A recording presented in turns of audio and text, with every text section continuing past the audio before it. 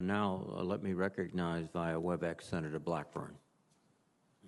Thank you, Mr. Chairman, and I want to thank our witnesses today for being there. Director Haines, I have a question for you.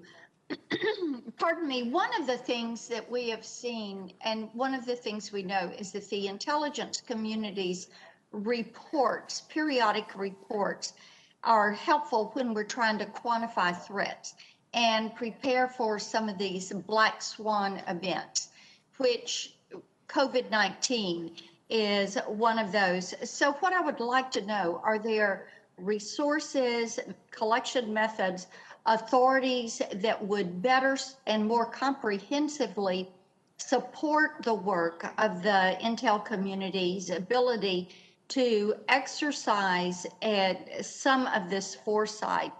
And I ask this question in regard to Russia and China and some of their participation, and also if there is a way for interagency share on some of these resources and information.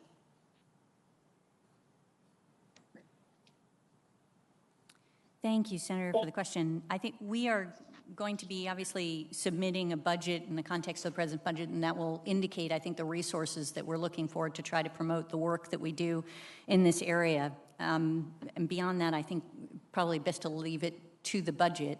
If there are particular thoughts that you have on things that we can do better in this respect, please don't hesitate to let us know, obviously.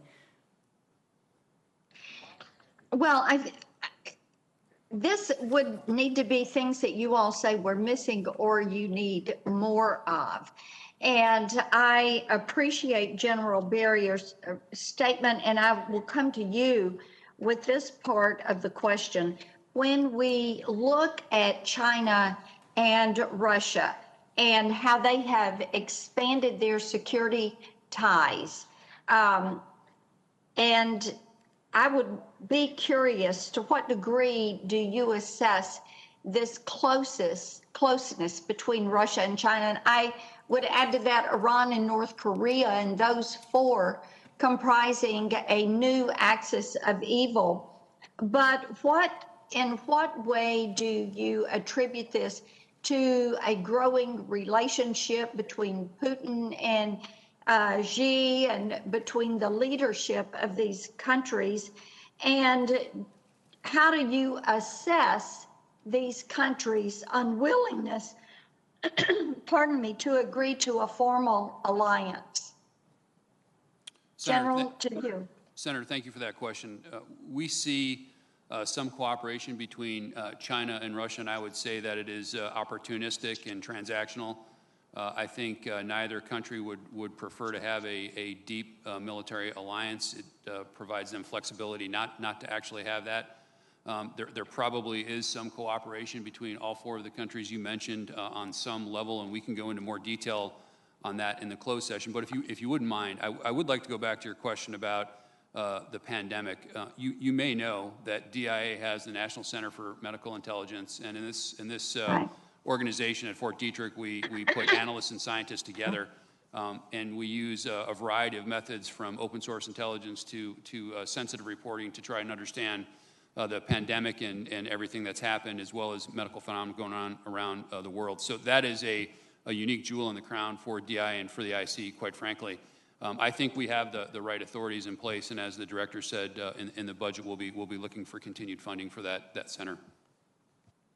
Okay, let me ask you this. When we talk about Russia and China and naval cooperation, how do you see this affecting the Indo-Pacific, with Russia having added 15 new warships and support vessels to their Pacific fleet?